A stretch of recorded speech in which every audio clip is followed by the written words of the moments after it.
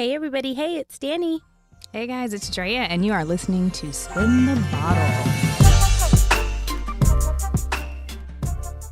Today we have a special guest. Her name is Erin Haywood. Erin, say hi to the people. Hi, beautiful people. Welcome.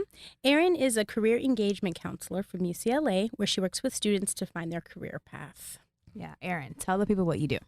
I feel like I have to because who the heck knows what a career engagement educator is? I'm so glad. Yeah, that's basically a fancy word for career counselor. I work with undergraduate students who are just trying to figure out life. And although we're trying to figure that out as well, I try to do my best by empowering them to let them know that it's not the end of the world, that they have resources to help them kind of just kickstart their purpose. So I love it. And there's more things I'm passionate about. I love tech, and I want to get more folks of color into tech too. So I do a lot of programs and projects around that. Thank you so much. That's wonderful. It sounds amazing. I need some tech assistance. Now, I don't teach tech. You're so I tell funny. them to get guarantee into you tech. your tech acumen will blow my mind. I guarantee you. But I love it. Tech industry, tech assistance. Yes. So important. Very important. As our resident professional, Erin is joining our team as a Dream Team correspondent. Woo! Anyways, so we want to introduce what that actually means to you guys. Yes, tell them more. So as we've been considering content and things that we want to offer you guys, we realize that there's strength in numbers, and we know so many awesome people Tons who of have awesome people. all the jewels, So and we awesome. want to give them to you. So the people that we think you need to hear from, you're going to hear from them by way of our Dream Team correspondents, and there will be more coming right. throughout the A lot of summer. unique voices, some different perspectives, give you some cool things to think about. That's why Erin's here today. That's exactly right. That is a big bill to fill, but I'm happy to Girl, be here. just be yourself. Just be Just yourself. be yourself, which leads us into Yes. the word of the day. Today's word of the day is actually a phrase, and it's what we're going to talk about today. Imposter syndrome, because who really knows what that means? Imposter syndrome. Imposter syndrome can be feeling like you're not enough. You're not meeting the expectations, and you might feel like you've been positioned to do something really important, but for whatever reason, you cannot do it. You can't perform. You never feel quite good enough. Imposter syndrome. Yep. That's beautiful. We've all That's got it. That's Once it. I learned the definition, I was like, oh, it's me. Cool. Huh. There's a Oh, name for that thing. Oh, I have imposter syndrome. So, in other words, Jane's imposter syndrome is really kicking her ass. Wah, wah. For Jane. She's been working overtime, but she doesn't think she's done quite enough to deserve a raise. Jane better get that money. How can we help her? How can we help Jane? How can we help Jane? Well, We're going to talk about yeah, it. we're definitely going to talk about it. Dani, this is my favorite thing that you do. I love it so much because she loves finding random facts. I love finding facts. Yes. Hence the name, Dani's Random Factoids. Yes. I'm ready. And so here, I've decided to make this a group event. Okay, we're going to learn about 5 different types of imposter syndrome and try to identify what they are and what they look like for the peoples out there. Okay. So it's a Okay. game. It's a game. I Now, love do we games. identify So- which one we feel And like you we- can, Okay. absolutely. But what If we're you gonna, feel so inclined. if you find yourself. But that's why we're in here. it. So So first I'll start with the 5 types, okay? We have the perfectionist, the superwoman / superman, Okay. the natural genius, Mm. the soloist, and the expert. Mm. So I'm going to read descriptors. the scriptures are fine. Also Yeah. those. Descriptors. You I'm gonna letting read the people know. descriptions, and you guys are going to guess. And we'll Okay. go through it. Okay? Okay. So, number 1. Have you ever been accused of being a micromanager? Do you have great difficulty delegating? Even when you're able to do so, you feel frustrated and disappointed in the results. Do you feel like your work must be 100% perfect 100% of the time? No, but I know some people. Mm. I definitely know some micromanagers. For sure. Who do you think that could be? That sounds like a perfectionist. No? Yay! Yeah. Yes, Perfectionist. yes, Yeah, yes. definitely. Yes. I do feel like I have perfectionist tendencies, but I'm not a micromanager. I'd rather just Oh, wait. Okay. Do it yourself? Yeah. Never mind. I was like, Oh, oh, maybe you're a you. soloist. Maybe. But We'll I'm not get going there. to micromanage someone else because that makes me feel bad. I'll just. Yes, do it. perfectionists, the way this kind of comes up is they tend to have difficulty delegating. And even when they do, they're disappointed in people's results. They always kind of feel like, well, I could have done that better. That's why I don't delegate. And they feel like things have to be, they have insanely high standards for themselves that they never meet and no one else really ever meets ever. I'd like to also say that I'm coming out of perfectionism. You speak it, girl. I'm you need with you. support. There's support. Oh, thank you. No, seriously. Because working at an institution like UCLA, where students have been top of their class and they get into that, that environment where they're getting C's or flunking, the whole world They ends. just, yeah. Where they just are like, should I be here? Like, I was chosen by chance. So definitely this could spiral into something that's even crazier. So if you're a perfectionist, there's a place for you. There's a place. Yes. Okay, let's see. This is the next one. Okay. So the remaining ones now, just to keep memory together. So we have Superwoman, Superman, Natural Genius, Soloist, and the Expert. Okay. Okay, so next one up we have, do you have a track record of getting straight A's or gold stars in everything you do? Were you frequently told as a child you're the smart one in your family or peer group? Do you dislike the idea of having a mentor because you can handle things on your own? What do you think this one would be? So The there's genius Superwoman, Yep, Superwoman, the expert, the Expert, the Soloist, and the Genius. and the genius. Genius. Yeah, That's okay. yeah. It's the Genius. So these are people who intellectually find things easy. They learn quickly, they adapt quickly, and they get better results than most for less effort, quite frankly. It just comes a little easier to them. So this version of imposter syndrome, it kind of manifests itself in avoiding challenges because it's uncomfortable. If it's not something you're good at, you just always want to be at that perfect A grade or whatever, and you're used to getting it easy. So that's another one. Yeah.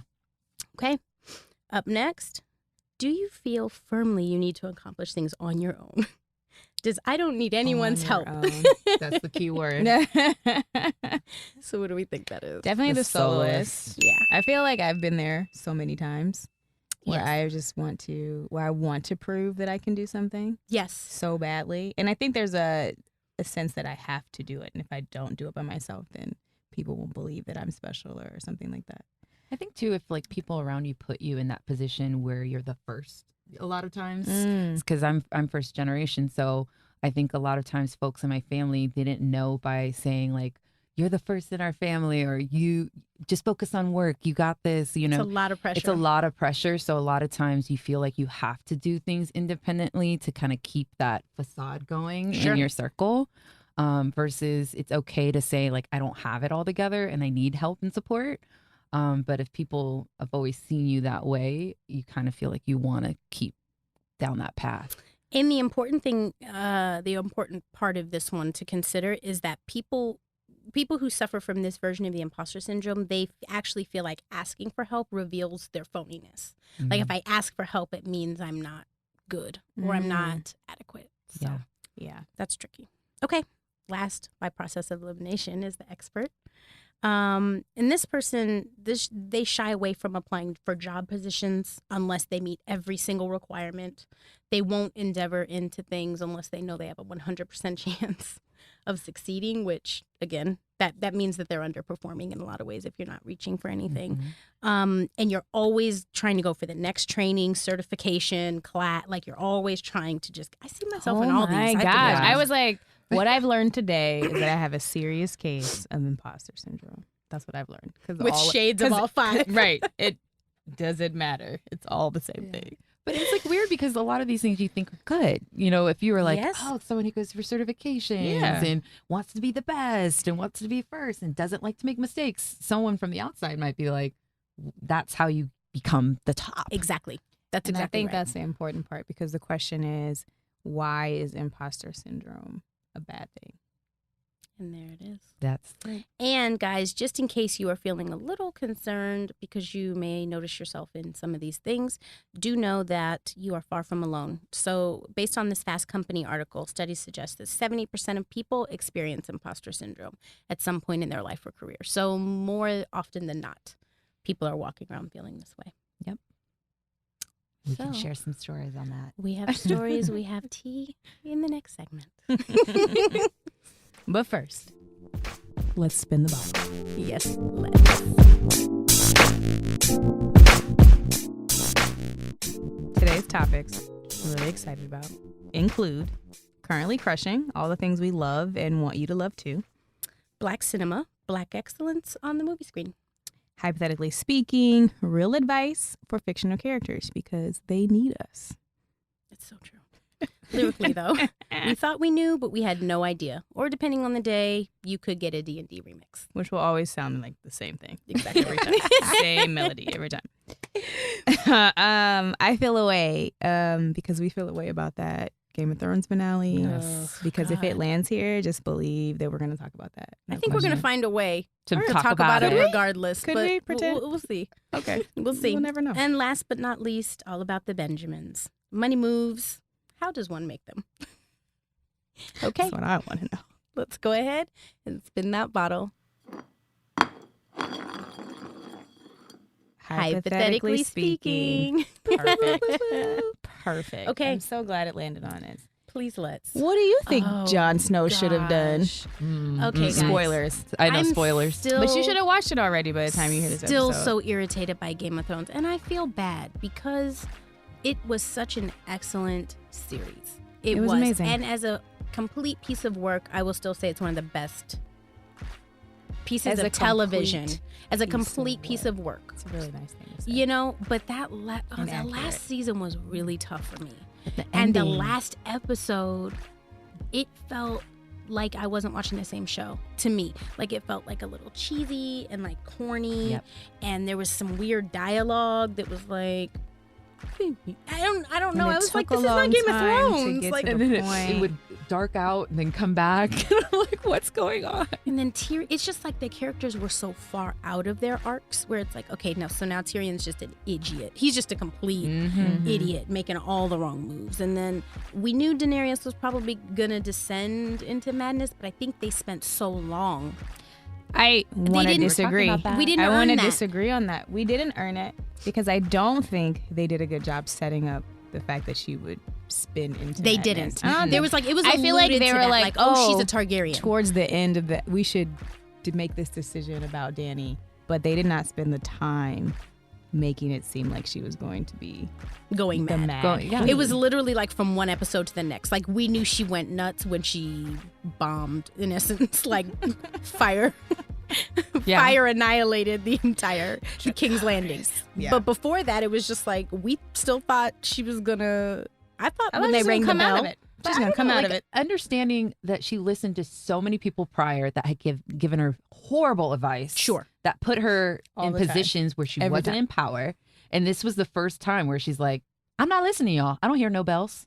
It's happening. I'm with. And listen, I'm not even mad at it. Like Yeah, I'm not you can't mad be that she mad. did descend into madness. It's just the way we got there. I was like, oh, okay, wait. I didn't. That I okay. wasn't ready. We're here. I Same wasn't with the way the ready. Night King was killed. Like I was still waiting for him to pop Come up back. or some blue eyes somewhere. Literally, even when they made Bran king, I was like, okay, Bran is going Wait. to open his eyes and And then it's gonna gonna be blue. You really wanted that Something- to happen. I just the way there were just so many. Like Bran did nothing. We forgot Surprise about Bran. twist. Too many. I And don't then know. Brienne, there were so many memes about her saying that she turns into a chick in a robe outside crying about a dude. Right. You're just like, oh, she was knighted. You know what I'm saying? Like she had She all, deserves so much more. she just deserves. She it. And this Oh is, my and you're Lord. reduced to, Jamie Lannister. Like I have no Lannister real leaving your advice. I house. just wanted to talk about I did how too. sad. I was really bothered by it, Yeah. and John really got the shaft there. I have to be honest, guys. I just felt, But didn't he want to go back to? He wanted a He wanted to simple go life. back to. but not the like Night's Watch. that. Not like that. It doesn't Not- seem fair. I feel Yeah. like I don't know. We talked about this. There could have been a lot more creative ways to get John back on the throne. And They then just even decided not to do it. Daenerys, like once she did, go nuts, and then she was clearly a tyrant now at this point, or allegedly. Go nuts. Because I have my feelings about that, and I do agree. Like, you kill my best friend. Like, there was some things that happened where it's like, I understand the shift, and she was just like, these people got to go. I understand the they shift, got to but go. why not just kill Cersei? Why not? Because she was trying to break the system. Remember? See, that's the whole thing. So she thought she was breaking the system. Yeah, no, I know. Then she bounced back. The wheel. What is it called? The wheel. I broke the wheel. I think my issue though was when, like, but then how did it get back to at the end? You like begging John to kind of love you. Like, I didn't get I'm that. just like, like. That's what I'm saying. They So did her after all that was done, and then because she dropped the dragon while he was in the city. So I think at this point, like, we've got beef to some degree. Like, you're not going to be able to walk up to me in the throne room after all that has happened. After all that has just happened, be like, let's just be together. See, I made it good. Like, that didn't make sense to me. The way she looked at him too when she turned her back, I was like, "There's no way he's gonna walk into that room and she's gonna be happy to see him." And she would have Yet she kissed him, was and then afterwards be elated. like, "And don't tell nobody else." I thought she was gonna. Right. I thought she was That gonna you kill were. him. That's not what happened. Like, she never saw it coming. Mm-hmm. Anyway, Game of Thrones, it's been a journey. And here's what I will say. This is a tribute to good writing and amazing storytelling, that you have people all over just talking about ways they would have. And the spinoffs, we'll see what the spinoffs look like. Wait, I are don't there know. spinoffs? Are there That's guaranteed what spinoffs? the word on the street is. That Is there's that these why they spinoffs. wrapped it up? That's what people are saying, is that they wanted enough to where people would want to seek out answers in the spinoffs. Huh? I don't believe it. I No. think, honestly, and I don't even want to, I'm going to say it, though. They got sloppy. I think they spent a lot of money on the war scenes. It was visually, 55 oh nights. my God, incredible. 55 nights filming the Battle of Winterfell. That's a long time. 55? Wow. They were small movies. Yeah. The episodes were beautiful, but I think there were just continuity issues, narrative issues. There's water cups, there's Starbucks. There's Starbucks. I was like, y'all just don't want to be here anymore. about that. Like, That- they were if like, you think Game about of Thrones out. Like, We're we done. did it. We're we done. did it. Anyway, thanks for the memories. So, real advice, our advice for fictional characters. It doesn't matter. Oh, we just there's want. no- We just need to talk about it. That was had- more advice It had for to the be writers. done. It was advice for the writers. They tapped out.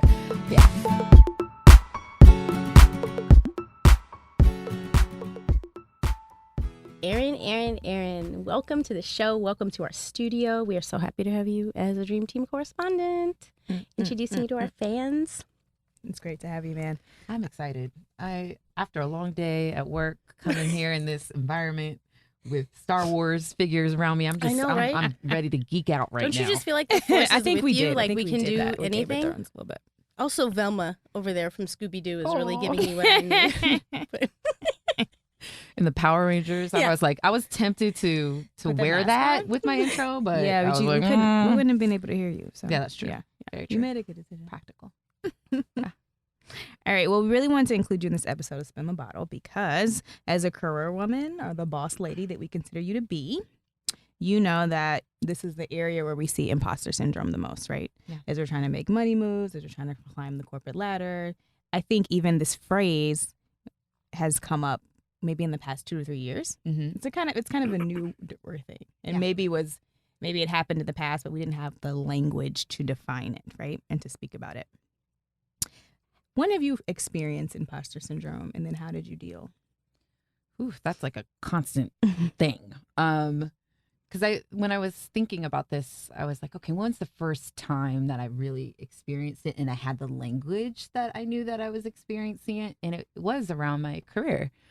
So in undergrad, I worked with students to try to get them to come into college, and so a lot of my work was around college access and retention, especially for students of color. And so I just naturally landed into that position because I was in Black Student Union. And so I was kind of recruited that way. And then when I was graduating, I was like, oh, yeah, there's this thing called a job that I need to get because I need to self-sustain myself. Facts. And so I remember just kind of talking to somebody who worked for the Boys and Girls Club at the time. And I said, yo, like, I need a job. If you hear anything, let me know. And he's like, oh, send me your resume. Long story short, by the grace of God, I got that position and I became a team director for the Boys and Girls Club in San Francisco. And I just remember getting that job, but then it sunk in where I'm like, what's a teen director? You know, like, I was like, I gotta help teens. Like, what's going on? Mm-hmm. And I just remember that I walked in with my hood on, and I just walked into my office and I was freaking out. Like, I was having a panic attack. I was like, okay, what if people know that I'm nervous? What if the teens come? You know how kids are. Mhm. The Yeah. teens come in and they're like, They're who's this? evil. Who? That's how they are. No, they're wonderful. They just misunderstood.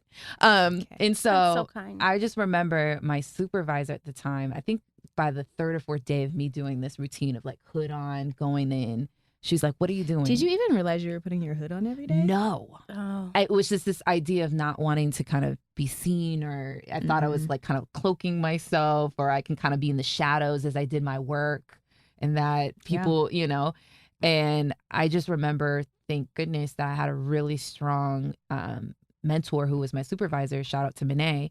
And she was just like, let's have a conversation. And she's just like, you're here for a reason.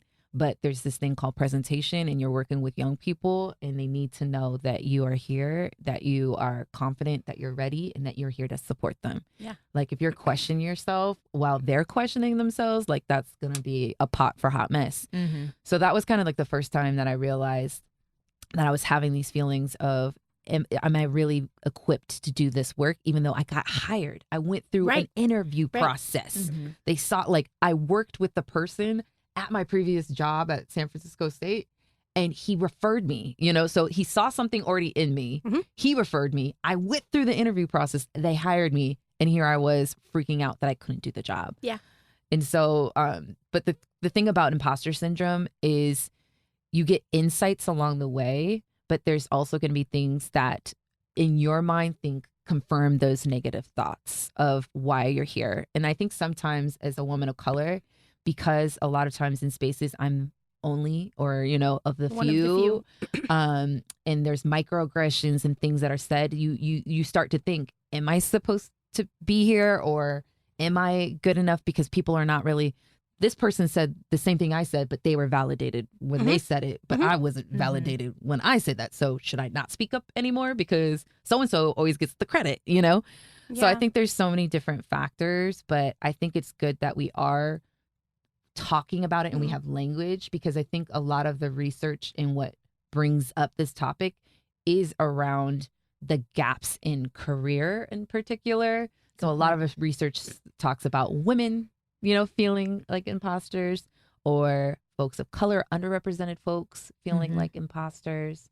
And so at least on my end in the career space, we talk a lot about this with folks who are usually underrepresented. Sure. And so I think it's good that we're having this open dialogue and how to seek the signs when you're in that space, So that you can come out of it. so you can come out of it. It's true. And I really love the last episode around like inner negative talk, you know, Yeah. because that is part inner of feeding critic. into the imposter side of things, where you go, I'm not an imposter, like I'm meant to be here. That's So right. I love that. yeah. So I love what you brought up, the fact that imposter syndrome is something that we talk about when we talk about women or underrepresented communities. And obviously Danielle and myself are women of color. Danielle works for a very large corporation. Danielle, have you experienced some of this stuff? I've experienced all of that stuff. Mm-hmm. And it's really interesting because I think before I even learned about imposter syndrome, I just thought that's how it was supposed to go. I think a lot of times you are taught a lot of things along the way. And one of the things being a Black woman, especially in a business environment, is like, there are just certain laws. There are certain things that we all kind of know to be true, which is like you play by a certain set of rules. Your stuff has to be tight and it needs to be airtight, and you need to work twice as hard and be much more excellent just to get the same attention. And I don't know how much of that has necessarily served me in conjunction with negative self-talk, because when you combine those two things and you don't understand that it's like, oh no, this is imposter syndrome, you honestly think it's just you not measuring up, and then you don't tell anybody, and then you just, it's a little vortex that you're in. When I got my real estate license when I was 18 years old. So by the time I was 19, I was selling houses to very grown people. And I experienced it as a Black woman. I experienced it as a young woman. Like, oh, you're young. Like I'm ageism. 40, 50, and I'm buying a house. What can you tell me about houses? So it's like you experience it in different ways. Yeah, you experience those aggressions. I tend to look younger So even sometimes when I'm in board meetings or when I'm, when I'm interacting, there are just different ways that things show up. Now, I will say the company I work for is very big about bringing your whole self to work. And I'm the head of leadership and professional development for the Black professional group, which is at our group. So we have affinity groups. We have all kinds of things encouraging diversity. But there is still that part of me that's like, yeah, but I'm not really bringing my whole self to work. Like, I hear you, but yes, like to some degree. You sound but just yeah. like me. Okay. So it definitely shows up in different places. And even as more and more promotions come and thing, there are always these moments where I'm like, ooh, tighten it up. Sometime there's this feeling that it's like people are going to understand that I'm a fraud one of these days. And I don't know where that comes from. Because same thing, I've gone through the interview process. My resume, it's like I've been doing this for almost 20 years. I kind of know what I'm doing. And my history continues to show that, right? But I'll always show up with a new thing, like I'm the one in the room who just kind of got in. Right. Do you guys feel like... So, okay, Erin, you said this and it was really beautiful. Just the fact that the way imposter syndrome shows up in your life, from the outside looking in, it seems like a good thing. Yeah. Right. But do you feel like having imposter syndrome has helped you to achieve more in some ways? So why are we having this conversation if it's supposed to be something that if actually what you're doing is beneficial to your career, you're climbing the corporate ladder? In my opinion, it disrupts authenticity. And that's what I'm always seeking, is to be authentic. If I'm not in an environment that allows for me to be authentic, how can I disrupt that environment? Because I think, of course, on the inside, right, behind the curtain, what people can't see, I'm having it all together, right? I'm trying not to make mistakes. I'm trying to make sure that I'm doing things in a timely manner and with excellence. But in the inside, I'm freaking out saying, but if people see what's happening behind this curtain, then they're going to know that I'm not qualified for this job. And I think for me personally, in my story, it's always been, I've never been a straight A student, you know? I struggled with reading. I had reading problems. Like I had to go to a speech therapist. So I had all these things throughout my story as a young child that even as an adult, when I get around really super duper intellectual folks, I freak out. Or I'm like, oh, I can't be in this conversation. You know, they're saying this, they're saying that. But I have to remind myself that intelligence and your capital comes in different ways. That's exactly right. And so for me, I'm owning that more and more, and it allows for me to be authentic, and it allows me to kind of show those beautiful sides of me that I would maybe hide prior. But when I show it more, I think I actually add more value because I'm living in my truth, and I think it allows for other people to be in truth. Because there's been times where I used to work in an elementary school, and I would sit in and tutoring things, and they were teaching fractions, and I looked at the kid and be like, I just got it too. You know, like, and you know what I'm saying? I'm like, got it. You know, took me this time, got it. But I'm okay with that. When before I would have all this shame of like, oh my gosh, people are talking about this and I don't know what I'm talking. I don't know. I just learned fractions. You know, like I don't care. So that's, for me, it works to a certain extent. And a lot of times in my personal experience, what's the thing that you're kind of compromising is your authenticity. Yeah. And like, for me, I'm at this point in my age where I'm not willing to compromise that as much anymore. No, I don't know. Did I answer? No, that's perfect. I love that. That's really perfect. I think another reason that we are talking about it is because all of that work that we were taught to do, to work harder than everyone else, to show up earlier than everyone else, to like be the best, it is really tiring. Yeah. It's super tiring. It makes you angry. It stresses you out. And so I think in this rebirth of self-care, or maybe not even a rebirth, this like generation of self-care, where we're talking about caring for your mind and wanting to be more authentic and wanting to live more of a full life, I think that it's important, because if you don't realize that you don't feel good enough to do the work that you've been assigned to do, or that you've, been hired to do, then you're not going to progress, and you're going to become like unhealthier and unhealthier. So I think it's really important to talk about imposter syndrome in terms of taking care of your mental health. And I do think we're getting to a place where true success means different things for us now, right? So it's not just about climbing the corporate ladder and getting the corner suite, and then, you know, It used to be about that. It used to be about that. And now it's like, well, wait a second, do I have time with my family? Like, there's balance and there is consideration for all of us for, well, if I had to compromise everything to get here, is that in fact success? Like, I may have, right? So trying to balance that and then do it in excellence is hard. It's just hard. Yeah. You know what I mean? And I do think, I don't know. I think imposter syndrome, the important part of it is just shedding light on it, because if you don't know what it is, you would just think it's your thoughts. You would just think it's, oh, this is just my thing that I'm struggling with. And maybe even thinking, oh, I don't have good self-esteem. Or, you know, there are all kinds of ways we assign blame to ourselves. Yeah. Not understanding this is a real thing. Yeah. And you can like reclaim your time. You can reclaim kind of part of that, because Michelle Obama recently talked about how she had aspirations to obviously go to an Ivy League school. And her high school counselor actually told her that she was reaching too high. And so she was saying, even in that early of a stage, like, am I good enough to then her own career within law, then her being a first lady, she was experiencing what is called imposter syndrome. But she says that it actually has been her fuel, and she's like reclaiming it. And she says anytime she has that thought, she just remembers all those previous experiences where she pushed through those barriers. And she says it just makes her dig her heels in even further to like work harder. So what I will say about that is that Michelle, even just listening to Becoming, she has always had a very strong sense of self. Just reading that book and I said listening because I prefer the audiobooks. I love to hear her voice. I love to hear her voice. But she has always had a strong sense of self. And the thing about imposter syndrome is that it doesn't really discriminate.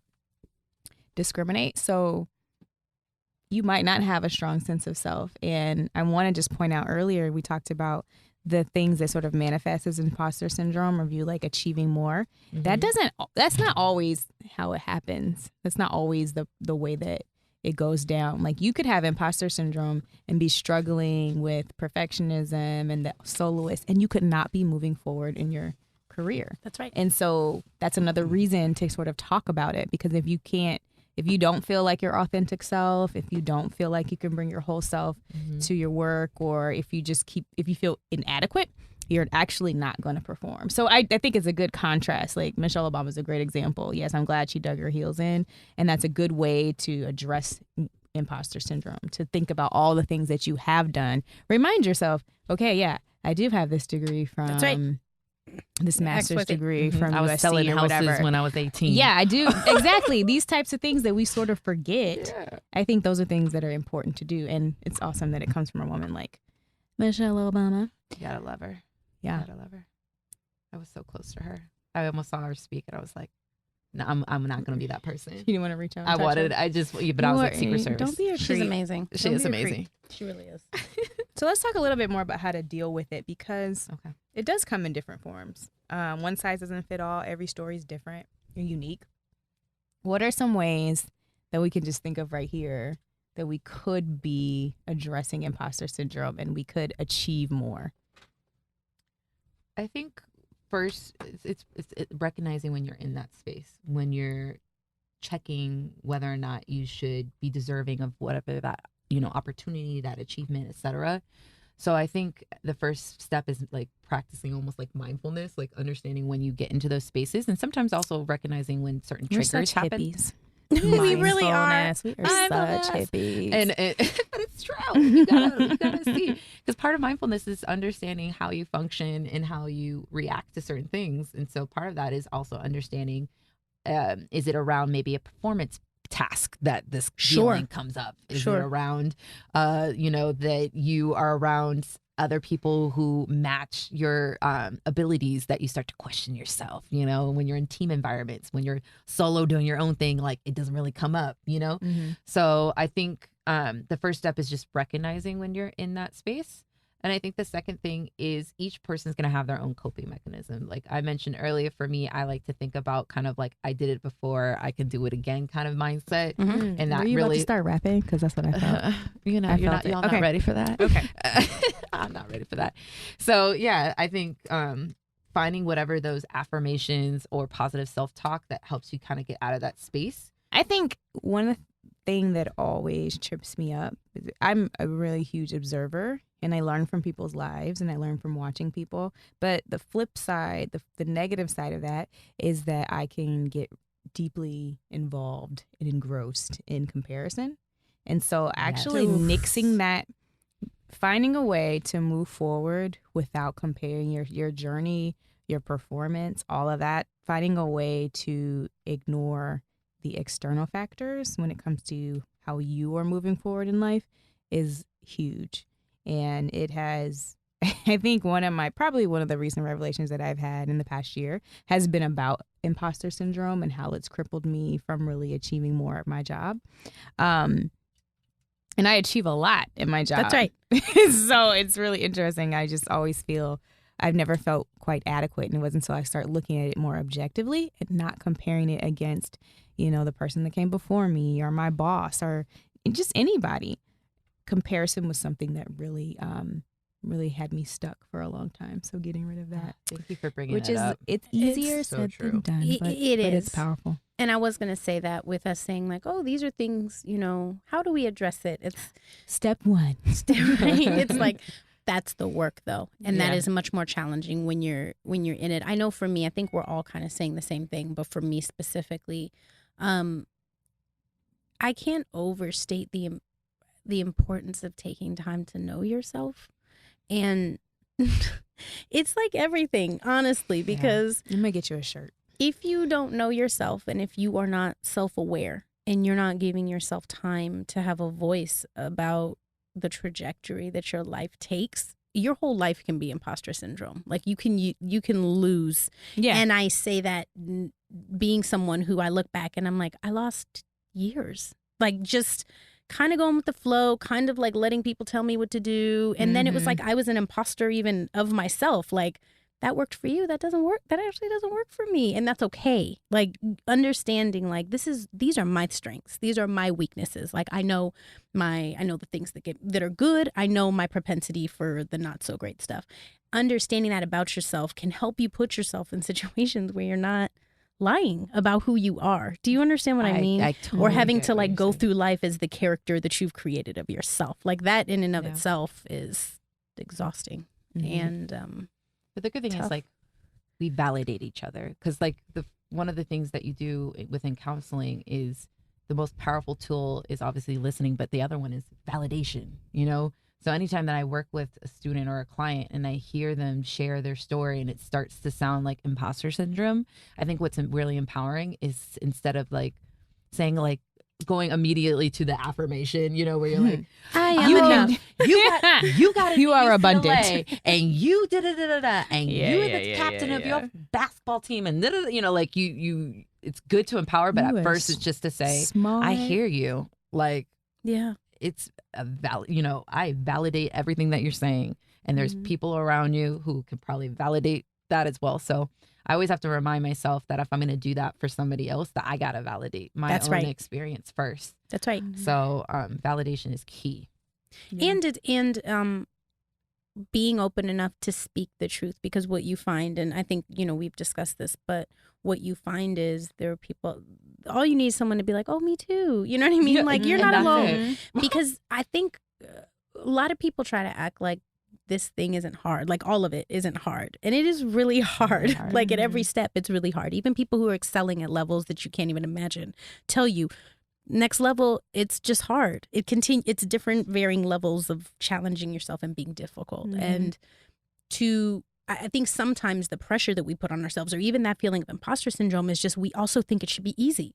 We think it should be easy to just like have everything in line at work and be able to be hydrated and work out and cook and meal Hydration plan. is a And challenge. do you know what I mean? Like just life. Yeah. And it's not easy. And it's okay not. to It's say not. like, girl, I'm doing good and I'm grateful and I'm doing well at work. But like, I'm not performing to my complete potential and I know it. Or, whatever it is. And having someone be like, you know what? Me too. Yeah. Me too. I have a really close friend. I mean, she's amazing. And she was in this job where she was just excelling, but it was toxic. See? And so she had to make this big decision to kind of transition out of that environment into a very new industry. But it was kind of still worked in her lane because she needed to represent the education side, in that industry. She felt like she needed to do that. And but she didn't see that she was that piece that worked within their team. She kind of wanted to make her peg like everybody, like the comparison piece. Like I want to, everybody else is from this background. I'm the only one who's from education. That's right. I'm, I don't know what I'm doing and I don't know the terminology. That sounds like the expert. You remember that? It does. It does. And that happens to me. It's so funny. Yeah. So this was a huge thing that actually helped me with that because I had that exact scenario. So the group I work with literally designs and the underwriting platforms that support. It's a thing. Okay. There's Excel I can't sheets. even, it's coding. It is deeply like tech. It is like if you go into a car dealership and apply for a loan, like we manage the databases that give you your decisions. So data, big data, lots of things, modeling, very, very analytical people. And I am analytical, but to a degree, and I'm not tech savvy. So like being in that group, I was like, okay, I don't code. I don't know what I'm going to bring here, but I'm like the facilitator and the project manager, and they're coders, but they can't necessarily present and they can't necessarily take the information and give that to executives in a way that they understand, right? So I'm the translator, but I had to figure that out because initially I was like, wait, how do I become a coder? This is going to be tough. Wait. I just discovered Apple TV. You're like, coding for dummies. How do I learn coding in 24 hours? Like, oh gosh. Do you know what I mean? Instead of being like that, no, I don't have to know coding. Like, these are my strengths. I facilitate. I understand how to process information. Right. I make it plain for everybody who is just like me. That's like, we don't code, but we need to know what's going on. Yep. Right? Yep. It's an important piece of the puzzle. But if you don't value it and you're trying to be like everyone else, Yeah. I think that's a good way, too, to just address imposter syndrome is to just focus on adding value and reminding yourself that you do have value. You have a strength that no one else has, that you bring something unique. And so instead of focusing on just, all the things that you're not when you're in that particular group, focus on like how to bring value to the table. Yeah. Yeah. Okay, so let's wrap this up. We've talked a lot about it. I feel like we all understand it now, and we can figure out how to identify it. And I think the reason we're having this conversation is because we want people to like break free of it, right? And to be better professionals. And I mean, Danielle, you kind of hit on it too. Just like you could be doing imposter syndrome in a lot of areas of life that we didn't even really get to. Yeah. So, okay, last sip. Final words. What are some things you want to leave behind for the people? Buckle up for the ride. Knowing yourself is a cool journey to be on. Yeah. Sometimes. Speak your truth. Speak your truth. Because when you really speak your truth and you're not protecting or trying to put up fronts, that invites vulnerability, and people always respond to that. And that's always the best way. It's like, this is my truth. So if you're struggling, be okay with struggling and reach out. People will, you'd be surprised. I think we think about the responses, but you'd be surprised. So yeah. Speak your truth and be honest. For sure. I think mine would be just that mistakes and losing are part of the game. One of the problems with imposter syndrome is that you're trying to be perfect and not make those mistakes. So just acknowledge that just because you're wrong doesn't mean you're fake, and doesn't mean that everything you've done has been a lie. That's right. Because that's where I go. You're just wrong. That's where I go. And you can correct it. And you'll get it. You'll that's where I go. So, you'll correct it. Anyway. Like knowing that you must have it. If you are in a position in your life right now where you are not failing or scared or you have everything running, like a well-oiled machine, that's awesome. 1, congratulations. Good for you. But 2, you may not be stretching enough because failure and mistakes are a part of the process. It's just like risks. Expect them. Yeah. Do it, fail fast, and keep it pushing. Like, it's got to happen. Nobody gets through this thing perfectly. And in my mind, I'm like, I just want to do it without failing. Just want to do it right the first time. Listen, it's a waste of how time. we were brought up. But Right. we're trying to get free, trying to unlearn. That's right. Anyway. Well, guys, we hope you enjoyed this conversation. We would love to hear how imposter syndrome shows up for you. So if you'd like to write into us, you can do so at hello@ddspinthebottle. You can also check us out on Instagram at Dee Spin the Bottle. So good. We write back. We also now have one of our first Dream Team correspondents, so she will write back. Yes, I will. We have a subject matter expert, so shout us a holler, guys. Tell us how you are going to kick Imposter Syndrome's butt.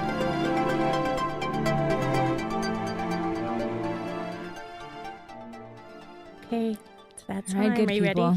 ready? Are you ready? Okay. It's time for Recent Revelations. With the vocals. We, I do not know. every episode. Listen, every song we sing sounds the same. It gets better every time. We're like, too. it's the remix. It's the remix. I have some vibrato. So It's the quickly, remix. guys, before we close up the show, what are your recent revelations? Anything that has dawned on you? Anything you'd like to share? I think for me, so there's a potential opportunity. Hopefully my supervisors are not listening.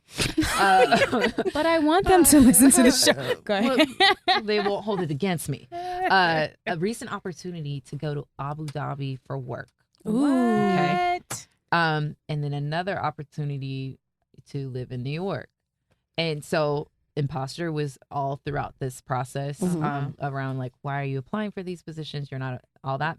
So my recent revelation is, what better time than now? Just because lovely. my mom, there's so many places that she wants to travel to, and she's 71 and looking great. But Your mom is beautiful. Thank you.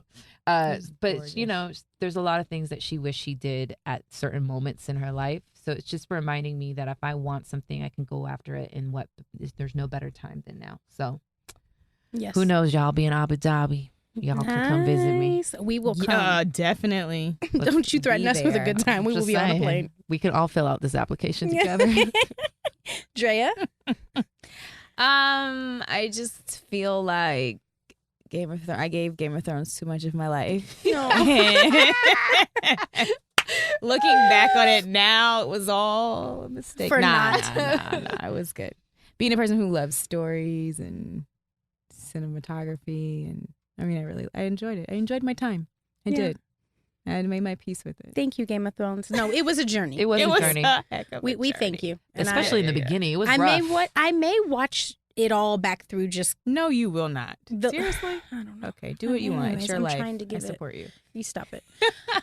Okay, so my recent revelation is I need to stop being petty sometimes with my boo when I get mad. No I have way. noticed this a few times where in my mind I'm like, you are so petty. Like, girl, just talk to your man about what you're irritated about instead of saying goodnight at 5 o'clock. Like, I will literally be like, I'm fine, good night, and it's 5 p.m. Like, Good night. What on the phone? like, girl, Heading to bed. I'm going to bed. No, it's so good. It's fine. Good night. Talk to you tomorrow. Not Like, even good night. Night. girl, it's 4 p.m. You're not going to bed. Like, stop being petty. How interesting is it that you are learning more about your petty factor? Oh my God. It's so weird. I didn't Yeah. think I was. You were like, I'm so Wait, mature. you were denial about your I'm so pettiness? mature. You didn't own it? and maybe it's like I was not self-aware, but I'm No, seeing it they bring really it out of you. magnified They here, bring it out of you. where I'm like, girl, and you are being petty for real. And I'm just like, no, it's fine. It's totally fine. I'm fine and I'm fine. But I'm mad. I own my pettiness. But I know I'm petty. mad. Like, just be like, I'm mad. You are annoying. This irritated me, and that's Yeah. my truth. Instead of being like, Yeah. I'm fine. I'll talk to you later. Good night. It's not I mean, effective. I know my truth is also really petty, but I know. cool. It's difficult sometimes to have conversation. And what I'm learning in romantic relationships about effective communication is there's patience required. Yes. And you have to really make sure the other person understands. I feel like GIFs recently have been used in the pettiness war, and I really don't like that. Have y'all You been mean getting- like relation, like you texting your boo? And, Yeah, and then they're Nah. petty, and they send me a Nope, GIF, won't and I'm respond. like, I cannot. Reason relationships are hard. Oh my gosh, y'all. Even when they're good, they're hard. Like, to be an adult and have to communicate effectively is difficult. It's Yeah. like, What really happened So- was you hurt my feelings when you didn't want to go on our Bay Day date, which is what happened. And instead, I acted like I didn't care and then told you goodnight at 5 in the morning. Do you know what I'm saying? Yeah. Anyways, I'm just trying to be a better adult, better girlfriend, a more mature communicator in a relationship. Yeah. Because it's fine and it's fine is not cutting it, you know? You empower me to get rid of my pettiness. Girl, go out there, day greatly. It just doesn't help. It doesn't. It just doesn't help. And I just want to close And this a lot of episode times up by afterwards, telling you don't feel good either. Afterwards, you're like, Go out there That and was dare petty. greatly. Listen, I just want to tell you, because this is how this affected me when I was like, I'm going to stop being petty. I have a pair of glasses that I love. They're Dolce & Gabbana glasses, and I just love them. Okay, I think they make me feel like the best version of myself. You've all seen them. I wear them all the time. Gucci. During this petty Gabbana. argument I Uh-huh. was having because Bay Day got moved, my glasses broke. And normally my man fixes all things for me. And I was like, forget him. I'm about to Gorilla Glue these glasses together. I don't know why I So thought, you like hurt yourself, bro. Yeah, that's Guess the whose Dolce & Gabbana epitome. glasses are now trash? Trash because you gorilla glued Because them. I was being petty. And because I was like, I'll do it myself. And he was like, baby, here's the screw. I could have just... Lessons learned. I was like, I didn't want to ask you. He was like, why? Because you were being petty? Because you were mad? And I was like, yes. and you're like, Also, and I hope my next gift is these glasses. Can you buy me new Dolce & Gabbana glasses? Thanks. I'm sorry. Thanks. gorilla glue. Pellet- though? I thought you were but gonna that's take just for a wood, dash. isn't it? No.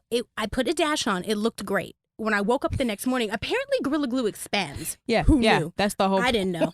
And there was like a huge bubble on Yeah. my glass where I was like, oh, well, now this is just, this is Now I have ghetto and ridiculous. I can't wear this in the street. There's a bubble of Gorilla Glue. If you holding wanted my to go to glasses. Ultimate Petty, you could sell those on eBay. Wow, that's so good. Anyways, All right, girl, we learned a lot. Don't Okay? be petty. Don't give yourself Might break some of away your to Dolce your Gabbana stuff. television and And Gorilla Glue expands. Now I know. yeah. Now you know.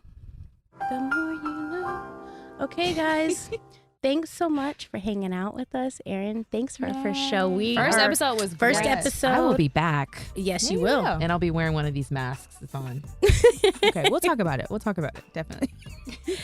Drea, thanks for being my amazing co-host. You're welcome. Huck, thank you for being our audio reporter.